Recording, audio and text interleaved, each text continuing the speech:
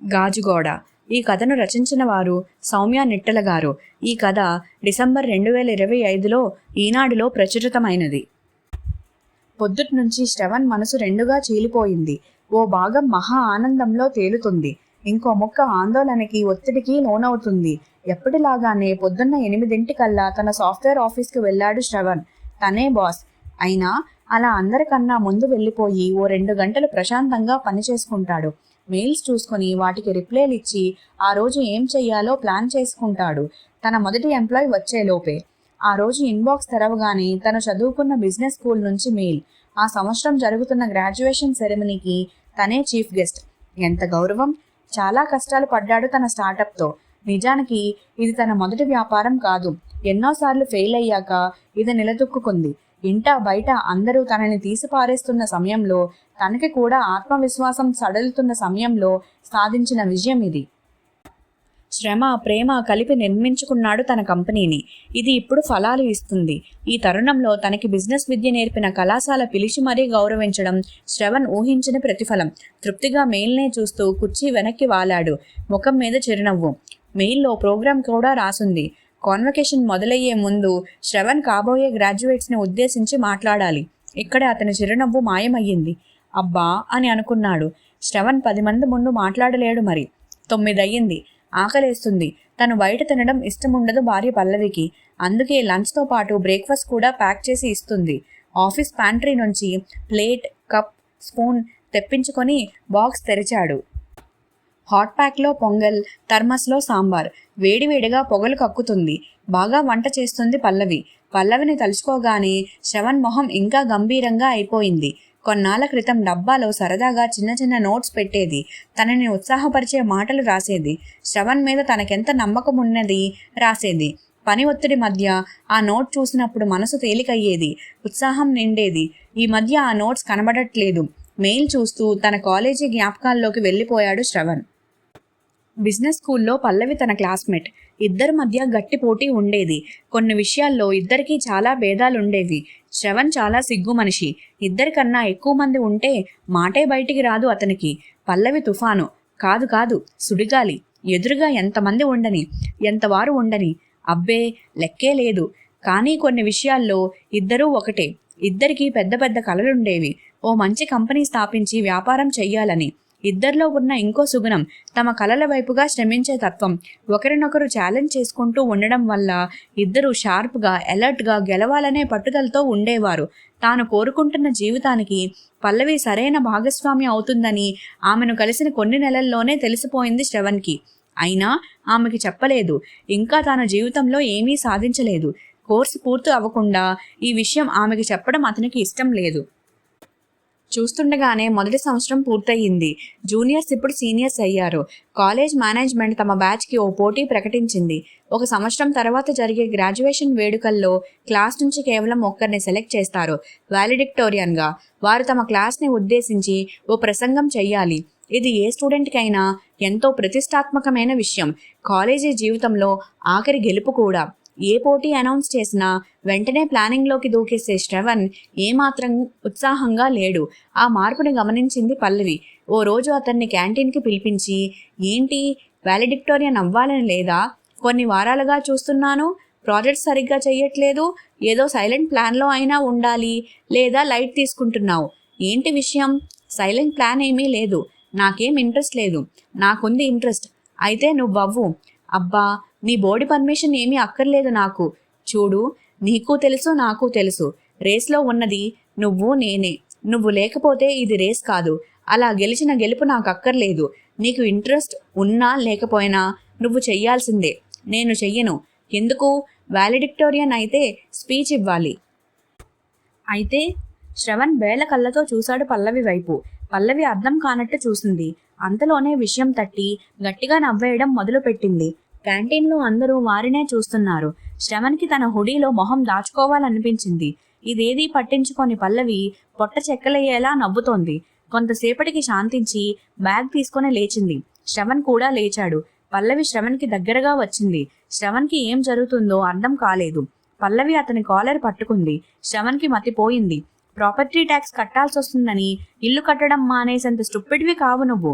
నీ public speaking భయాన్ని నువ్వు ఎలా ఓవర్కమ్ చేస్తావో నాకు తెలీదు. ఆ వంకతో పోటీ చేయడం మానేస్తే ఊరుకునేది లేదు. మైండ్ ఇట్ అని బెదిరించి వెళ్ళిపోయింది పల్లవి. ఆ బెదిరింపు వల్ల కలిగిన కసో, ఆమె పట్ల తనకున్న ప్రేమో, పల్లవికి తన మీద ఉన్న నమ్మకమో తెలీదు. శ్రవణ్ పోటీలోకి దూకేశాడు.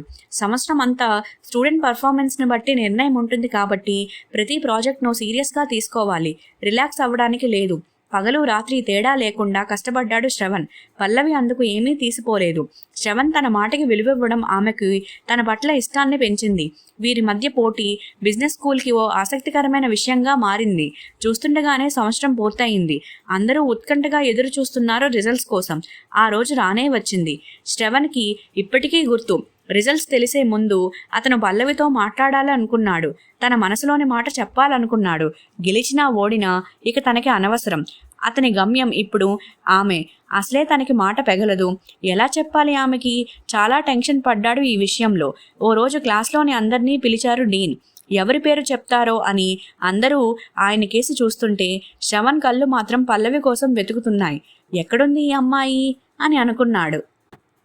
ఇంతలో శ్రవణ్ వెనక నుంచి ఓ సువాసన. అది పల్లవి పర్ఫ్యూమ్. అతనికి పరిచయమే.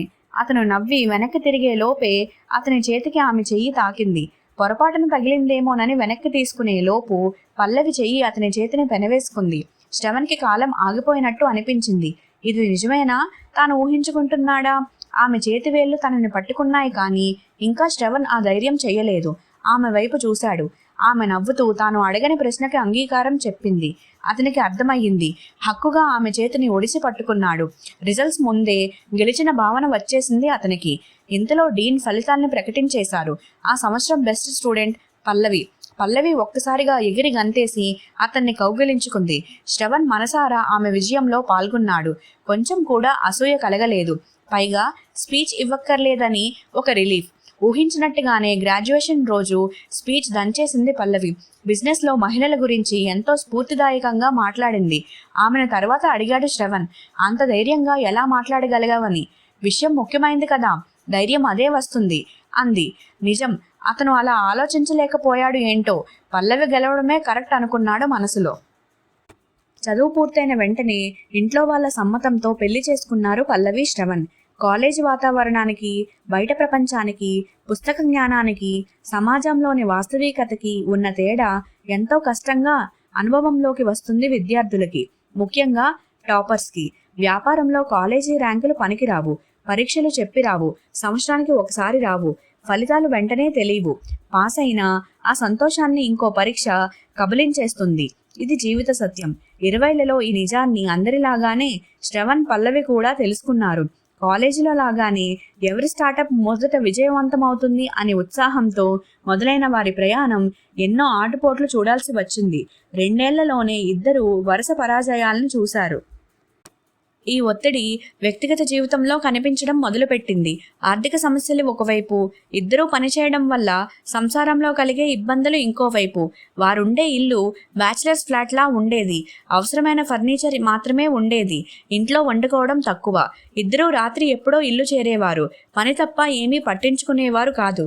వృత్తిలో చేస్తున్న ప్రయత్నాలు విజయవంతం కాకపోయేసరికి ఆ నిరుత్సాహం మెల్లగా అన్ని విషయాల్లోకి చొచ్చుకొని రావడం మొదలయ్యింది. ఇద్దరూ ఇల్లు చేరేసరికి తినడానికి ఏమీ ఉండేది కాదు. ఇంటి పనులు ఎదురు చూస్తూ ఉండేవి. నీ పనంటే నీ పని కొట్లాడుకునేవారు. ప్రేమ ఉండడం వల్ల మళ్ళీ సంధి చేసుకునేవారు. కానీ గొడవలు తీరేవి కావు. అవే విషయాల్లో అవే గొడవలు. పైన పొట్లాట, లోపల గుబులు. జీవితం ఏమైపోతుందోనని. 3వ పెళ్లి రోజు రాబోతుంది అనగా పల్లవి ప్రెగ్నెంట్ అని తెలిసింది. శ్రవణ్ ఆనందానికి అవధులు లేవు. పల్లవిలో మాత్రం ఆ సంతోషం కనిపించలేదు. ఇంకా ఇద్దరం సెటిల్ అవ్వలేదు కదా, బెంగగా అంది పల్లవి. లేదు, కానీ ఓ నిజం చెప్పనా, మన బేబీ రాబోతుందని తెలిసినప్పటి నుంచి నాలో ఏదో కొత్త మోటివేషన్ నిండిపోయింది. మనకిప్పుడు కొత్త గోల్. చుట్టూ అపార్ట్మెంట్స్ని చూపిస్తూ మన బేబీ ఇలాంటి పరిస్థితుల్లో రాకూడదు. మనకి 9 నెలలు డెడ్ లైన్. ఇద్దరం ఇదే ధ్యేయంగా పెట్టుకుందాం. మళ్ళీ ఫ్రెష్గా మొదలు పెడదాం. కష్టపడదాం. ఏమంటావు? పల్లవికి అతని ఉత్సాహం చూసి ముచ్చటేసింది. కానీ ఈ 9 నెలలు అతనితో సమానంగా అడుగులో అడుగు గలపగలదా? ఏ బాధరా బందీ లేకుండా ఉంటేనే తాను సక్సెస్ కాలేకపోయింది కదా. తన సామర్థ్యం మీద తనకే కలుగుతున్న సందేహాలు ఆమెను ముందడుగు వెయ్యనివ్వలేదు. డ్రైగా నవ్వింది. మేబీ 2 years సక్సెస్ కాలేదంటే ఇదే నాకు సైన్ ఏమో, ఇంక చాలని. పల్లవి శ్రవణ్ కేసి చూసింది. ఏదో అనబోయాడు కానీ ఏమీ అనలేదు అతను. తన సందేహాలు అతని మౌనంతో రూఢీ అయ్యాయి. అంతే, సన్యాసం చేసేసింది పల్లవి. నేను బ్రేక్ తీసుకుంటాను శ్రవణ్, అదే కరెక్ట్. బేబీ హెల్దీగా పుట్టాలంటే మన లైఫ్ స్టైల్ మారాలి. ఇంటి ఫుడ్ తినాలి, స్ట్రెస్ ఉండకూడదు, 8 గంటలు పడుకోవాలి, ఇష్టం వచ్చినట్లు ఉండలేం. పరాజయాలకు ఎదురీదిన అలసిపోయిన ఆమె మనసు ఈ నిర్ణయాన్ని ఖండించలేదు. శ్రవణ్ కూడా వాదించలేదు. సాంప్రదాయాలు నిర్ణయించిన భార్యాభర్తల పాత్రలలో ఇద్దరూ ఒదిగిపోయారు. అదే సులువనిపించింది ఇద్దరికి. పాప బాగుని గోల్గా పెట్టుకోవడం కలిసొచ్చింది శ్రవణ్కి. ఇప్పుడు అతను పుంజుకున్న వేగం ఓవైపు అతని కంపెనీని, ఇంకోవైపు అతని ఇంటిని సెటిల్ చేసేసింది. ఏ పైనైనా దక్షత, నిబద్ధతతో చేసే పల్లవి గృహిణి పాత్రను అద్భుతంగా నెరవేర్చింది. వంట తెలియని స్థాయి నుంచి తెలియని వంటలు లేని స్థాయి వరకు వచ్చేసింది. శ్రవణ్ పనిలో ఒత్తిడి తాను స్వయంగా అనుభవించింది కనుక అతన్ని బాగా అర్థం చేసుకునే భాగస్వామి అయ్యింది. మంచి తల్లి అయ్యింది. వారి ఇల్లు ఓ అందంగా తీర్చిదిద్దిన పొదరిల్లు. పెళ్ళైన కొత్తల్లో ఉన్న స్ట్రగల్స్ ఇప్పుడు లేవు. అయినా పల్లవి శ్రవణ్ మధ్య గతంలోని దగ్గరతనం ఇప్పుడు లేదు. ఇది అని చెప్పలేని గాజుగోడ ఇద్దరి మధ్య ఉన్నట్టు అనిపిస్తుంది శ్రవణ్కి. అందరి దృష్టిలో ఇద్దరూ ముచ్చటైన జంట. కానీ ఏకాంతంలో ఇద్దరూ ఒంటరే. శ్రవణ్ తనకి తోచిన ప్రయత్నాలు చేసి చూశాడు. మళ్ళీ మునుపటిలా క్లోజ్ అవ్వడానికి. పుట్టినరోజని, పెళ్లి రోజని ఖరీదైన గిఫ్ట్స్ ఇచ్చాడు. సర్ప్రైజ్గా వెకేషన్స్కి తీసుకెళ్లాడు. పల్లవి అందంగానే అనిపించేది. కానీ ఆమెలో అతను మొదట చూసిన గ్లో, ఆ మెరుపు చూసి చాలా కాలం అయ్యింది. ఆమె పక్కనే ఉంటుంది కానీ తనకు తెలిసిన పల్లవిని మిస్ అవుతుంటాడు శ్రవణ్. టైం 10 అయ్యింది. ఎంప్లాయీస్ రావడం మొదలు పెట్టేశారు. ఇంకా అతని సమయం అతని చేతిలో ఉండదు. ఎన్నేళ్లలో మొదటిసారిగా ఆ రోజు పని చేయబుద్ధి అవ్వలేదు శ్రవణ్కి. పల్లవి విషయం అప్పటికే అతని మనసుని తొలిచేస్తుంది. దానికి తోడు కాలేజ్లో ఇవ్వాల్సిన స్పీచ్. నేను రానని చెప్పేస్తే పల్లవి తన కాలర్ పట్టుకుని బెదిరించిన సంఘటన గుర్తొచ్చింది. నవ్వుకున్నాడు. కాలేజీ వారి ఈమెయిల్కి తాను వస్తున్నట్టు రిప్లై ఇచ్చేసి ఏం మాట్లాడాలా అని బిజినెస్ మ్యాగజైన్స్ తిరగేస్తుండగా ఓ ఆర్టికల్ కనిపించింది. అది చదువుతుండగా అతని మనసంతా భారంగా అయిపోయింది. ఏదో గిల్ట్ ఫీలింగ్. తను చదివింది నిజమేనా? రాసింది కూడా ఓ పేరున్న జర్నలిస్ట్. ఆధారాలతో సహా రాసిన వ్యాసం. నిజం తన మనసుకు తెలియదా? తను చేసింది తప్పేనా? కాదేమో. బుర్రంతా వాద ప్రతివాదాలతో నిండిపోయింది. ల్యాప్టాప్ మూసేసి గట్టిగా కళ్ళు మూసేసుకున్నాడు. ఈ సమయంలో పల్లవి ఉంటే ఎంత మంచి మాటలు చెప్పేది. కానీ తన వల్లే కదా ఈ ఆలోచనలన్నీ. మళ్ళీ కాలేజీ రోజులకి వెళ్ళిపోతే ఎంత బాగుండు. ఆ పల్లవి, ఆ శ్రవణ్ వాళ్ళే బెస్ట్. వెంటనే ఓ ఆలోచన వచ్చింది శ్రవణ్కి. ఫోన్లో ఏదో మెసేజ్ చేసి బ్యాగ్ తీసుకుని ఎక్కడికో బయలుదేరాడు. Business school canteen. ఓ టేబుల్ మీద శ్రవణ్ స్పీచ్ పేపర్స్ చూసుకుంటున్నాడు. పల్లవి రావడం చూసి వాటిని ఓ బొత్తుగా పెట్టాడు. క్యాంటీన్కి రమ్మని శ్రవణ్ పంపిన మెసేజ్ చూసి నవ్వుకుంది పల్లవి. స్పీచ్ విషయంలో టెన్షన్ పడుతున్నట్టున్నాడు అనుకుని నవ్వుతూ వెళ్ళి కూర్చుంది. శ్రవణ్, స్పీచ్ గురించి వర్రీ అవ్వకు నువ్వు.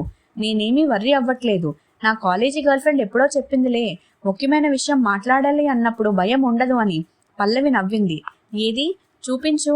స్పీచ్ పేపర్స్ అందించాడు. చదవడం ప్రారంభించింది పల్లవి. ఆమె కళ్ళు అక్షరాల వెంట పరిగెడుతుంటే శ్రవణ్ ఆమెనే చూస్తున్నాడు. నన్ను ఓ సక్సెస్ స్టోరీగా ఇక్కడికి ఆహ్వానించినందుకు థ్యాంక్స్. కానీ ఈరోజు నేను మాత్రం నా ఫెయిల్యూర్ గురించి మాట్లాడదలుచుకున్నాను. నేను ఓ హస్బెండ్గా ఫెయిల్ అయ్యాను. పల్లవి శ్రవణ్ వైపు చూసింది. చదువు అన్నట్టుగా చూశాడు. నా వైఫ్, నా బ్యాచ్ టాపర్. నాతో పోటాపోటీగా చదివింది, గెలిచింది. కానీ లైఫ్లో ఓడిపోయింది.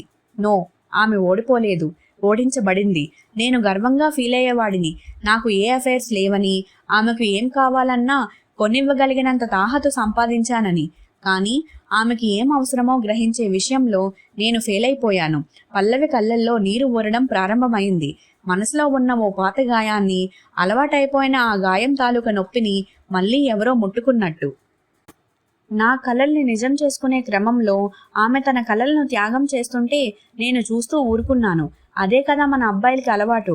మనం జీవితంలో విజయాలు సాధించాలి. మన భార్యలు బ్యాక్గ్రౌండ్లో ఉండి ఆనంద బాష్పాలు కార్చాలి. మనం గొప్పగా, నా పిల్లవాడు ఏ క్లాసో కూడా నాకు తెలీదు, అంత బాగా ఇల్లు చూసుకుంది, అందుకే ఈ ప్లేస్లో నేనున్నాను అని క్రెడిట్ ఇచ్చినట్లు ఫీల్ అవుతాం. నేను కూడా స్వయంగా ఎన్నో ఇంటర్వ్యూల్లో ఈ మాట చెప్పాను. పల్లవి వైపు గిల్టీగా చూశాడు శ్రవణ్. పల్లవి కళ్ళు తుడుచుకుంటూ చదవడం కొనసాగించింది. ఈ స్పీచ్ రాసుకునే సమయంలో చాలా ఆర్టికల్స్లో ఒకటే మాట చదివాను. ప్రతిష్టాత్మకమైన కాలేజీల్లో చదువుకొని కూడా వర్క్ నుంచి డ్రాప్ అవుట్ అవుతున్న మహిళలు ఎందరో అట. అంటే ఇక్కడ కనిపిస్తున్న సగం సగం రేషియో ఆఫీసుల్లో కనిపించట్లేదు. ఎందుకు? ఈ ప్రపంచాన్నే ఓ మెన్స్ క్లబ్లా తయారు చేశాం కదా, అది మహిళలకి ఎలా అనుకూలమవుతుంది? ఆఫీస్కి 10 గంటలకు రావాలంటే మగవాడికి భార్య అన్నీ రెడీ చేసి పెడుతుంది. మరి భార్యలకి ఆ వెసులుబాటు లేదు కదా. ఆఫీస్కు వెళ్ళాక ఎవరు ఎలా ప్రవర్తిస్తారో ఊహించలేం. లైంగిక వేధింపులు, లింగ వివక్ష. పిల్లలకు స్కూల్లో ఏదన్నా కావాలంటే తల్లికే ఫోన్ చేస్తుంది స్కూల్ యాజమాన్యం. గమనించారా? ఇంటికి తిరిగొచ్చాక మళ్ళీ ఇంటి పనులు. అందుకే ఆఫీస్లో పని చేయడం హక్కు అయినా బరువుగా అనిపిస్తుంది. అందుకే మహిళలు డ్రాపౌట్ అయ్యేది.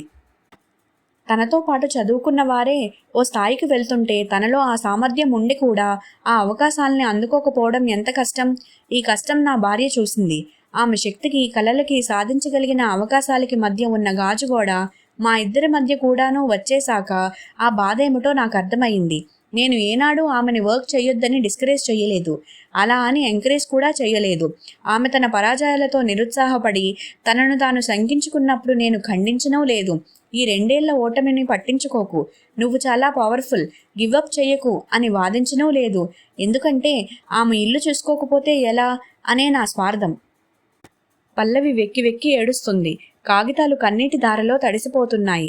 నా చెయ్యి పట్టుకుని నడిచిన నా భాగస్వామి నా విజయంలో మాత్రం నన్ను అందలం ఎక్కించి తాను కిందే ఉండిపోయింది. ఇది మా ఒక్కరి కథ కాదు. ఓ స్త్రీ త్యాగం చేస్తే దాన్ని దర్జాగా తీసుకోవడం అలవాటైన ప్రతి మగవాడి కథ. ఇదంతా మీకెందుకు చెప్తున్నాను అంటే నా తప్పుల నుంచి నేర్చుకుంటారని, ఇంకో బ్రిలియంట్ అమ్మాయికి ఇలా జరగకూడదని. పల్లవికి కన్నీరు ఆగట్లేదు. శ్రవణ్ ఈ దృశ్యం అస్సలు చూడలేకపోయాడు. మూడ్ మార్చేయాలా అనుకున్నాడు.